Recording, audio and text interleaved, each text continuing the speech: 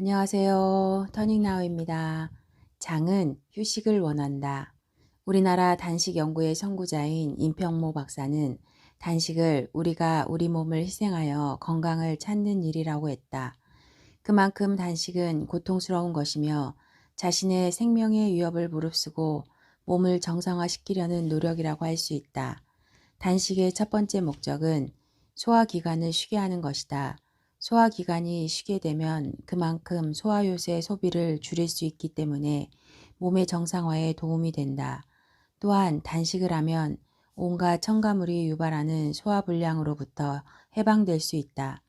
소화효소를 아끼게 되면 대사에 쓰일 효소를 빼앗아 오지 않아도 되므로 대사활동이 원활해진다.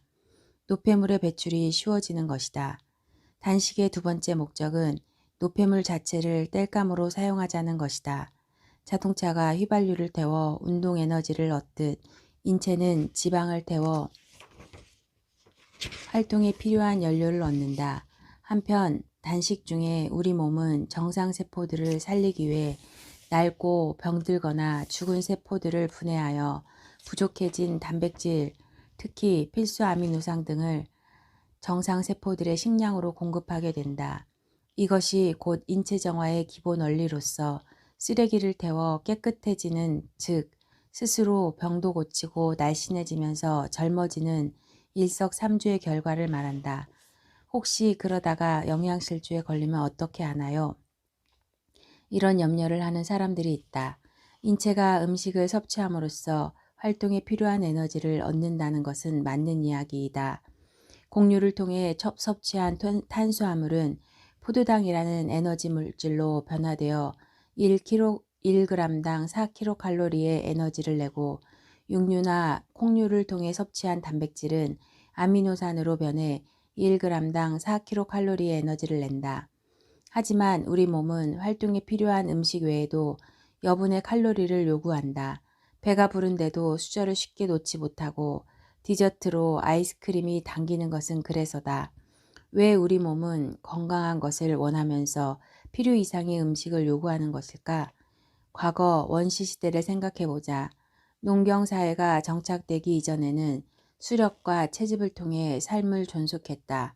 여름에는 물고기나 과일이 풍족하므로 먹고 사는데 지장이 없지만 겨울이 되면 먹을 것이 부족해 굶는 일이 많았다. 이런 때를 대비해서 우리 인체는 스스로 저장창고를 만들어 두었는데 이 저장창고가 바로 지방세포다.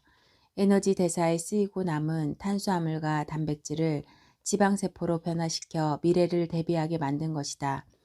휴대폰의 경우 사흘간 충전을 안 하면 곧바로 죽어버린다. 하지만 인간은 물만 먹고도 40일 동안 생명을 유지할 수 있는데 이는 지방세포에 비축해 놓은 에너지 물질 때문이다. 만약 우리 인체가 휴대폰처럼 사흘 굶었다고 바로 죽는다고 생각해보자. 인류는 벌써 멸종했을 것이다. 충분히 먹고 에너지를 저장하는 것이 적당히 먹고 건강을 유지하는 것보다 생존 확률을 높여주기 때문에 인체는 조금 더 먹을 것을 요구하는 것이다. 배부르고자 하는 욕구는 자연스러운 것이며 우리 인체가 스스로를 보존하기 위한 자구책이라고 할 수 있다. 하지만 요즘에는 과거와 달리 농작물 재배와 식량 보존이 일반화되어 굳이 몸에 지방을 저장할 일이 없다. 몸에게 이런 사실을 알려주어야 한다. 안 먹어도 죽을 염려 없으니 안심하라고 말해주어야 한다. 그러려면 평소 음식량을 조절하는 것이 중요하다. 소식이 습관화되면 인체는 조금 먹어도 되는가 보다 생각하고 더 이상 음식을 요구하지 않게 될 것이다. 소식에 더해 주기적으로 효소 단식을 하면 필요 이상으로 축적된 지방분을 태울 수 있다. 효소 단식을 통해 피 속의 기름기가 빠지게 되면 피가 깨끗해져 혈류가 원활해지게 된다. 피가 잘 흐르면 당뇨, 고혈압, 암과 같은 대사질환에 걸릴 염려가 없다. 또한 이미 이런 질환을 가지고 있는 사람이라면 단식을 통해 몸속에 자리 잡은 온갖 고름, 종기, 암세포, 혈전 등을 태워 에너지를 사용하게 될 것이다. 배고픈 고통만 참을 수 있다면 단식은 탁월한 건강법이라고 할 것이다. 배가 고플 때는 무조건 참기보다 나는 지금 건강해지고 있다고 주문을 걸어보자. 몸속에 더러운 노폐물이 타는 상상을 하면 오히려 굶는 일이 즐겁게 생각될 것이다.